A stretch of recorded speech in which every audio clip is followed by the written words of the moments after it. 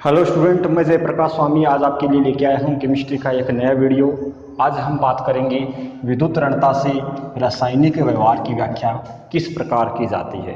पिछले वीडियो के अंदर हमने पढ़ा था विद्युत ऋणता किसे कहते हैं, कुछ मुख्य तत्वों की विद्युत ऋणता का भी हमने अध्ययन किया था। इसके अलावा विद्युत ऋणता को ज्ञात किस प्रकार से किया जाता है और इसको प्रभावित करने वाले कारक कौन कौन से हैं, इन सब टॉपिक के बारे में हमने चर्चा की थी।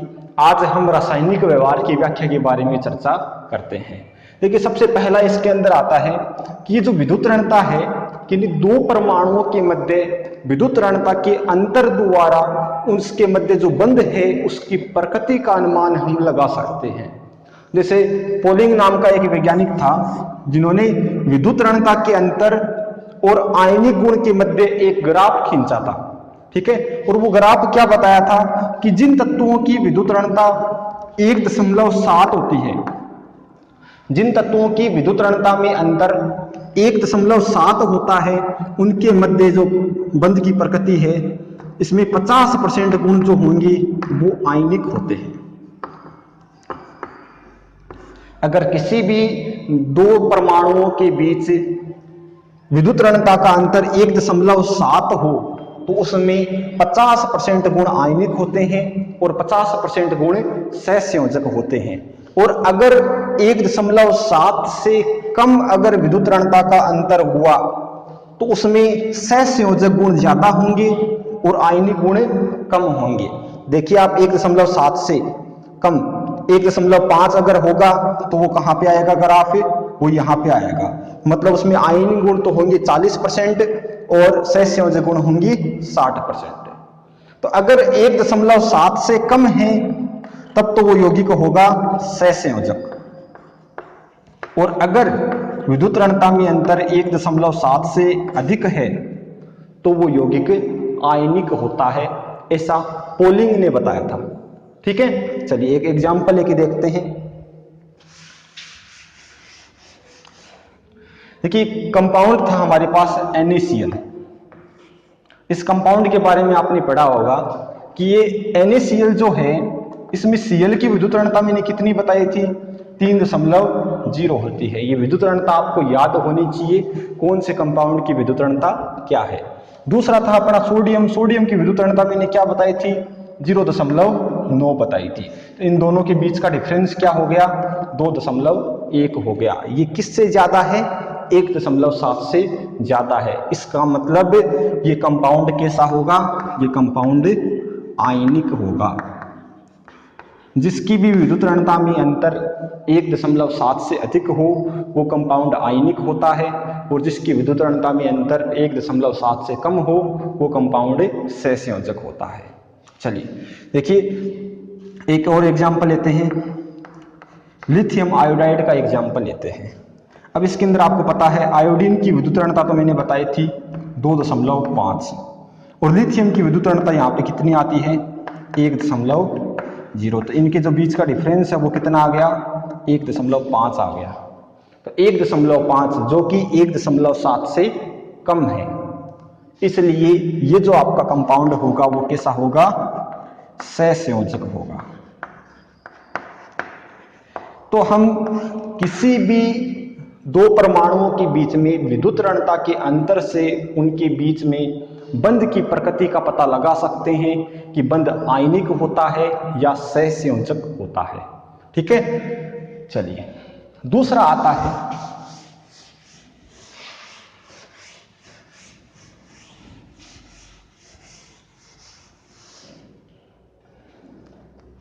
देखिए, किसी भी दो परमाणुओं के बीच में, मान लीजिए कोई दो परमाणु हैं, अगर इनके बीच में विद्युत ऋणता का अंतर अधिक है, विद्युत ऋणता का अंतर अधिक है, तो हम कह सकते हैं विद्युत ऋणता का अंतर अधिक होने से,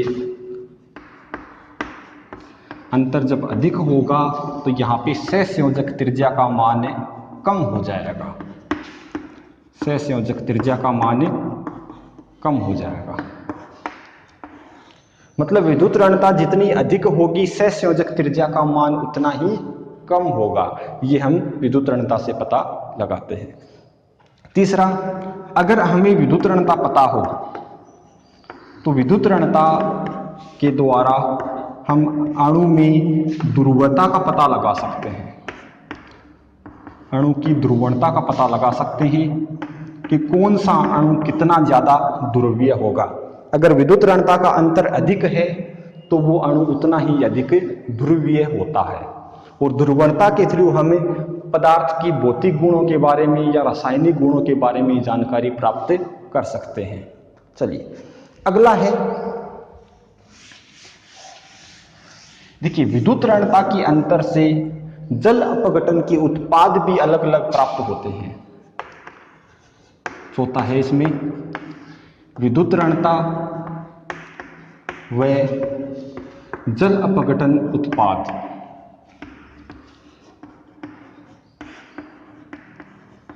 तो विद्युत ऋणता का जो अंतर है उससे जल अपघटन के उत्पाद भी डिफरेंट प्राप्त होंगे। जैसे एक एग्जांपल लेता हूं मैं, ऑक्सीजन डाइक्लोराइड।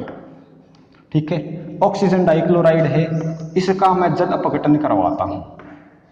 ठीक है, अब आपको पता है कि ऑक्सीजन और क्लोरीन में से ज्यादा विद्युत ऋणता किसकी होती है? ऑक्सीजन की होती है। ठीक है, तो ऑक्सीजन की विद्युत ऋणता ज्यादा होगी तो यहाँ पे चार्ज क्या आएगा? नेगेटिव आएगा, और यहाँ पे चार्ज क्या आएगा? पॉजिटिव आएगा। ठीक है, अब देखिए हाइड्रोजन पे चार्ज क्या है? पॉजिटिव है, और OH पे चार्ज नेगेटिव है। तो जब जल अपघटन होगा तो देखिए किससे क्या जुड़ेगा? ये जो Cl है यहाँ पे आंशिक धनावेश है, ये इस OH से जुड़ता है, और ये जो OCl जो है वो इस हाइड्रोजन से जुड़ता है। तो मतलब एक बार तो H जो है वो OCl से जुड़ गया, और दूसरा जो है वो Cl है वो OH से जुड़ गया। तो इस प्रकार से देखिए दोनों उत्पाद जो बने हैं वो सेम ही है। ठीक है, दोनों उत्पाद सेम ही हैं, इसको हाइपोक्लोरस अम्ल कहते हैं, हाइपोक्लोरस अम्ल कहते हैं। दोनों उत्पाद बने तो सेम ही हैं, लेकिन ये डिपेंड करता है कि यहाँ इस तत्व की विद्युत ऋणता किसकी अधिक है, किसकी कम है। चलिए एक और एग्जांपल लेते हैं हम। देखिए एक अपना बोरोन ट्राइक्लोराइड है। ठीक है, अब इसका भी अगर हमें जल अपघटन करवाना हो, बोरोन ट्राइक्लोराइड का भी हमें जल अपघटन करवाना हो, तो देखिए क्या होगा, यहाँ पे तो प्लस और यहाँ पे माइनस, ये आपको पता है, लेकिन इसमें क्लोरीन पे आंशिक ऋणावेश होगा और बोरोन पे आंशिक धनावेश होगा। अब देखिए चार्ज में डिफरेंस आने से, विद्युत ऋणता में अंतर आने से यहाँ पे जल अपघटन उत्पाद ही परिवर्तित हो जाता है। अब यहाँ पे ये जो हाइड्रोजन है वो इस Cl से आकर जुड़ेगा। वहां पे हाइड्रोजन किससे जुड़ रहा था? ऑक्सीजन से जुड़ रहा था, लेकिन यहाँ पे ये जो हाइड्रोजन है वो इस Cl से जुड़ेगा, और ये जो OH है वो इस बोरोन से जुड़ेंगे। तो एक तो आपका बन जाएगा BOH3, या इसको हम लिख सकते हैं H3BO3, बोरिक अम्ल होता है।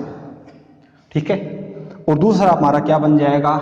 3HCl बन जाएगा, इसको हम कहते हैं हाइड्रोक्लोरिक अम्ल। ठीक है, तो देखिए विद्युत ऋणता में डिफरेंस आने से जो ये इनके उत्पाद हैं वो भी अलग अलग प्राप्त होते हैं। चलिए अब देखिए अगला इसके अंदर है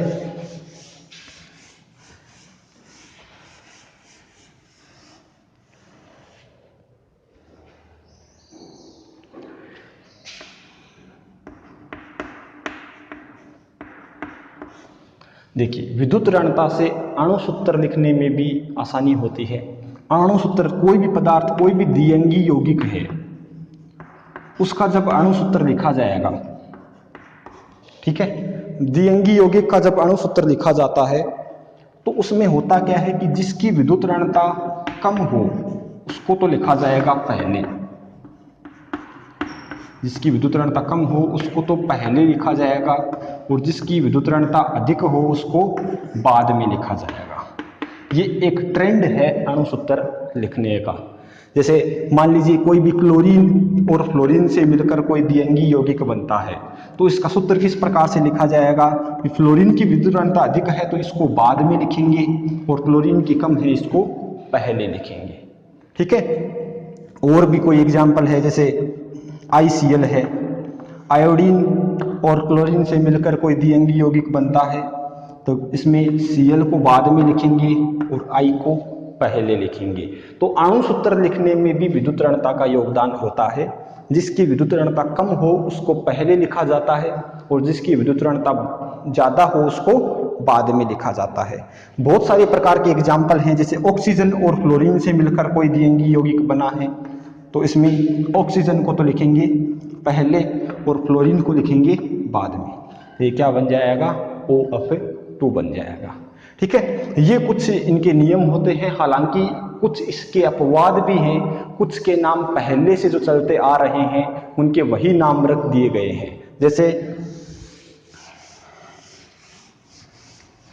जैसे मैं NH3 की बात करता हूं। अब देखिए NH3 में तो ये फॉर्मूला लागू नहीं होता। NH3 में तो नाइट्रोजन की अधिक है और हाइड्रोजन की कम है। ठीक है, हाइड्रोजन की कम है, फिर भी नाइट्रोजन को पहले लिखा गया है। तो कुछ जो सूत्र पुराने टाइम से चले आ रहे हैं उनको उन्हीं रूप में लिखा जाता है। बाकियों को, ये विद्युत ऋणता जिनकी कम होती है उनको पहले और जिनकी ज़्यादा होती है उनको बाद में लिखा जाता है। देखिए, किसी भी यौगिक में बंध कोण को ज्ञात करने के लिए विद्युत ऋणता का ज्ञान होना बहुत अधिक आवश्यक होता है, क्योंकि बंध कोण का जो मान है वो विद्युत ऋणता के आधार पे ही निश्चित किया जाता है। जैसे मैं आपके सामने दो एग्जाम्पल लिए हैं मैंने, एक तो H2O है और एक आपका OF2 है।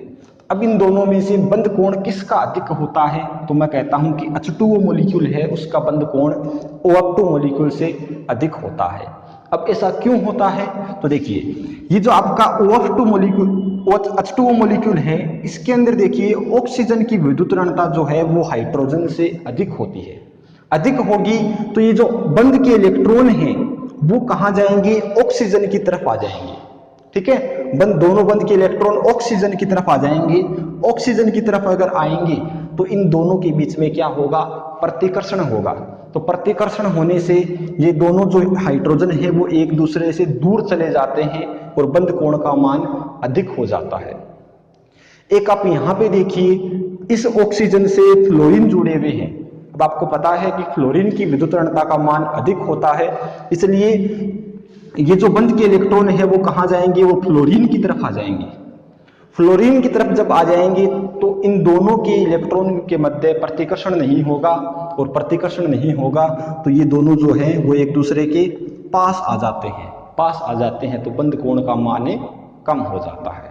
ठीक है, तो देखिए यहाँ पे बंध कोण का मान बढ़ रहा था, यहाँ पे बंध कोण का मान कम हो रहा है, तो हम कह सकते हैं कि H2O मॉलिक्यूल जो है उसकी बंध कोण का मान OF2 मॉलिक्यूल से अधिक होता है।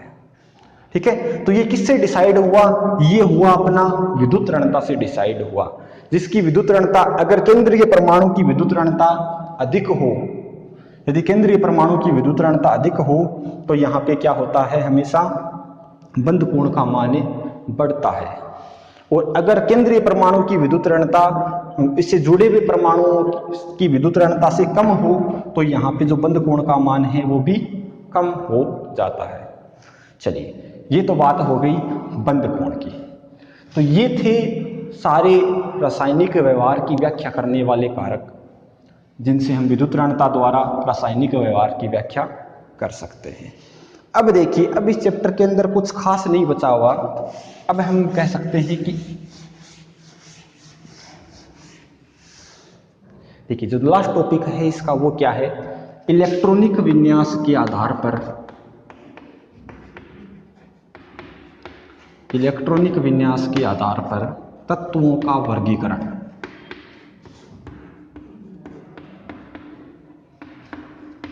तत्वों का वर्गीकरण। अब आपको पता है कि इलेक्ट्रॉनिक विन्यास के आधार पर तत्वों का वर्गीकरण 4 प्रकार से किया गया है। एक तो होते हैं S ब्लॉक के तत्व, जिनमें अंतिम इलेक्ट्रॉन S में जाता हो वो कैसे हो जाएंगे, S ब्लॉक के तत्व। दूसरा है जिसमें अंतिम इलेक्ट्रॉन P में जाता है, उसको हम कह देते हैं P ब्लॉक के तत्व, और जिनमें अंतिम इलेक्ट्रॉन D में जाता है उसको हमें D ब्लॉक के तत्व कह देते हैं। ठीक है, और चौथा अपना है F ब्लॉक के तत्व, जिनमें अंतिम इलेक्ट्रॉन F में जाता है उसको F ब्लॉक के तत्व कह देते हैं।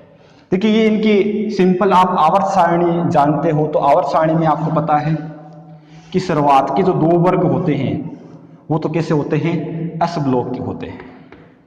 ठीक है, शुरुआत के 2 वर्ग जो होते हैं वो एस ब्लॉक के होते हैं, और इसको वैसे फर्स्ट ए और फर्स्ट सेकंड ए कहा जाता है।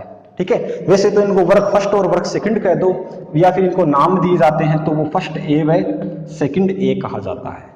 इसके बाद में आते हैं 10 जो है वो अपने आते हैं डी ब्लॉक के एलिमेंट। ठीक है, 10 डी ब्लॉक के एलिमेंट आते हैं, और इसके बाद में 6 वर्ग आते हैं आपके पी ब्लॉक के।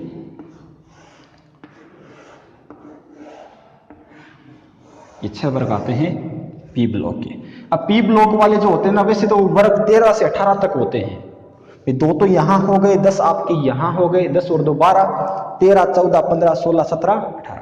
तो 13 से 18 तक जो वर्ग हैं वो आपके होते हैं पी ब्लॉक के। वैसे तो 13 से 18 कह सकते हैं, वैसे इनको हम कहते हैं 3rd ए, 4th ए, 5th ए, 6th ए, 7 ए और 8 ए। इस प्रकार से इनको डिनोट किया जाता है। ठीक है, अब ये जो डी ब्लॉक वाले हैं, ठीक है,